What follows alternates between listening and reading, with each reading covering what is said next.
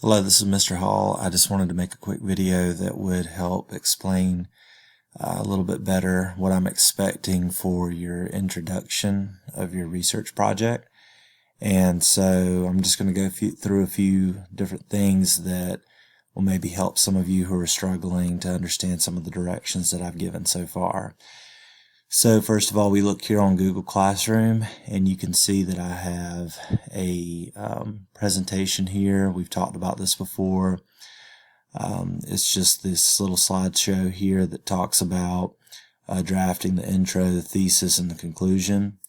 So I'm going to pull up mine here, and you can see that it gives you on this page right here sort of a step-by-step breakdown of exactly what I'm expecting to see within your introduction. On the next page, we get some things that I should not see in your introduction. So that's things that cannot be cited. Like that would be very specific facts that are not common knowledge, I should say. Random quotes, so just things that you think sound good or you feel like could help. It shouldn't be anything random. It should only be information from your research. We've talked about this before, but avoiding second person, there's no reason for it. So you shouldn't reference me, as in saying what you're going to see from this paper, or you should understand this or that. Like, I don't want to see the word you, where you're trying to reference me as the reader. Okay, if you need more clarification on that, I'll be glad to give it to you. So just try to avoid the word you, your, any of that, okay? Now we look here at the words, these phrases here, in this paper, in this essay, I'm writing about, so on and so forth. Don't use that. That's very just inappropriate for a research paper or really any high school level paper, because if I'm reading your paper, then I know that it's in this paper. I know that it's in this essay. I know that you're writing about something because I'm reading your writing. So just avoid that altogether. It just really kills the momentum and the flow of your paper when you use phrases like that. On the next page, I've got some information about the thesis and the things that I expect from that. And we look right here on this next page, and I actually have some examples of the types of thesis statements that I might expect to see from you. Okay, so of course we've got what it is that changed. Now I've written England because I didn't want to give examples that would help someone unfairly on their paper. Obviously your topic should be about America, something or some event or person or thing that changed America. So I said England because I didn't want to unfairly help anyone, but you can see I give the event that I've chosen, changed England by shaking its faith in the church, changing the peasants' view of the government, and drastically lowering its population. So I give 3 ways that this event changed England. So did the same thing here. World War I changed England by exposing the country to a new level of death and destruction from war, developing technologies not seen before, and strengthening the bond between England and its allies. So again, just a similar structure. What is the event? And it changed England, and then I give 3 ways. So again, yours would be different because you're obviously writing about America, so that's just different. So I want to show you up here.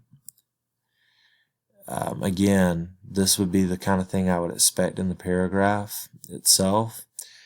And so you can see that you would start it off with a topic statement, give a relevant fact about your topic. If it's not common knowledge, like George Washington was the first American president, it must be cited. Okay, if it's not common knowledge or something that wouldn't be known by most people, it must be cited. So when in doubt, you may just want to go ahead and cite it. And then personal information or comments about the cited information, okay? That should only be your thoughts. And then, of course, you follow that up with the thesis statement. And all of that is in one paragraph. The thesis statement is not a separate paragraph, okay? So because this video is only about the introduction, I'm going to show you an example of an introduction that I created.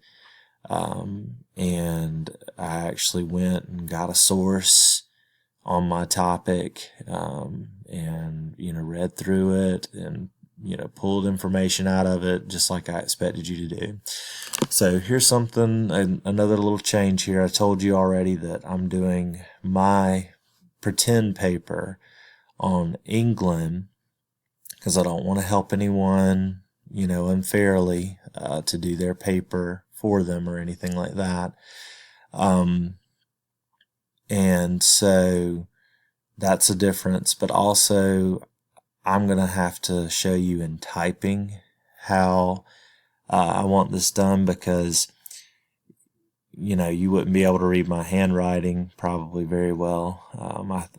And not only that, I'm recording it on a computer, so it's just easier to do it this way. So remember, your rough draft must be handwritten. So this is just for demonstration purposes only, to help you out, okay? So let me just show you here what I mean when I say topic statement, like leading into, or topic sentences leading into your introduction. So that's what you're supposed to do here. It explains what the writing is about in a sentence or two. So to save time, I've already typed this up, so I'm going to show you what I have written. Okay. So I actually have 3 sentences here, and I want you to notice something about these 3 sentences. I'm going to read them to you. I know you can read for yourself, but I just want you to see what I've written. Deadly contagious diseases place fear into the hearts of even the most courageous of people. So that's just a very general statement, okay? That's not something that has to be cited. That's just something from my head. Countless movies, television shows, and novels have been dedicated to this very real and unseen threat that can strike at any time. Again, that's just general. However, for the people of England in the 14th century, this was their reality. Now, I'm getting a little bit factual here with this one, but it's pretty common knowledge for the most part that the Black Death impacted people in England. My paper's about the Black Death, if you haven't already caught on. And it's pretty common knowledge that it occurred in the 14th century. Now, you may or may not have known that, but that's basically general world history, that it happened in the 1300s. Primarily that was when the biggest outbreak occurred that we, think about when we talk about the Black Death, or the bubonic plague, okay? So anyway, the point is, you can see that this is just general information leading into my paper, all right? So let me add some more information, because the next thing that my notes say is that maybe I want to add in a fact, okay, like a little bit more of a specific fact that does need to be cited. So that's fine, I can do that. So let me show you what I expect from that. Some of you are really struggling with this concept. Now look, let me just take a step back. I even filled out a note sheet. You saw this. This is what you were supposed to turn in to me already. So the last name of the author for my article is this person. It's Dan Jones, but you can see I just have his last name here like you're supposed to, okay? And then I go down through here and look, I have all this information just like I told you. I have 4 different quotes actually. These are real quotes from a real article that came from Discus. So I did the exact same thing I've asked of you. So it's, you can see here, I actually found this quote in this article, and I said, this might be good if I were writing a pretend introduction, okay? So look what I've done here. Dan Jones's article, The Peasants' Revolt, states, okay, now see how I've punctuated that? Look at that. You might want to pause the video and look at it and see how I've done that. And then look, just like from the notes, since its arrival, you can see that right there clearly. Okay, I go back over here, since its arrival in England in 1348, and you can see it just goes on, 40 to 50% of the population, close the quotation mark, Jones in parentheses, that's all I have there, and then a period, okay? So just like we've talked about before, just like I've shown you in the examples, nothing has changed, okay? This is what I expect, because you can see here I've introduced this quote, okay? The quote came from my notes. That's what I expect when I say an in-text citation. This would count as one of my in-text citations, okay, if I were really writing this paper. This is what I expect, okay? If you need more clarification on that, please let me know. But if you don't seek clarification and you do something wrong with it, that's going to be on you, okay? So please let me know if you're not really sure. All right, so moving on. The next thing that I said you should do if you include cited information is have a personal comment about that cited information, and this should be your thoughts. This shouldn't be anything from your notes, okay? So I went ahead and did that too. So let me show you what I wrote. It's hard to even imagine the thought of losing half the people of an entire nation, but the people of England from this time period endured this tremendous loss without having the ability to stop it. So you can see I commented directly here. I commented directly on the this fact that comes from this author. You see, I mentioned the 40 to 50% because I'm restating it basically. I'm commenting on it and saying, you know, that's hard to even imagine. And you can even see in my notes that I wrote in my comment here just as a basis for it. Now, I changed it, and I told you all you could change it, add to it, make it look better, all that stuff. So you see it says, I can't even imagine how awful this was for the people of England. That's what my original comment was. But I went back in and I added to it, and I said, you know, it's hard to even imagine that. You know, I made it better for like a paper, okay? So you need to think, you know, you're writing a paper. You want it to sound good. So the last thing that I need to include is the most important part of the paper. You think about building a skyscraper, building any building, you need a foundation. And the thesis statement is the foundation for the entire paper. There's a reason why I included these two separate slides to talk about the thesis.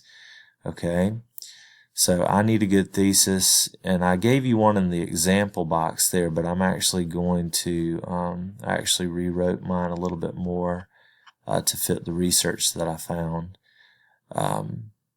But let me go ahead and show that to you.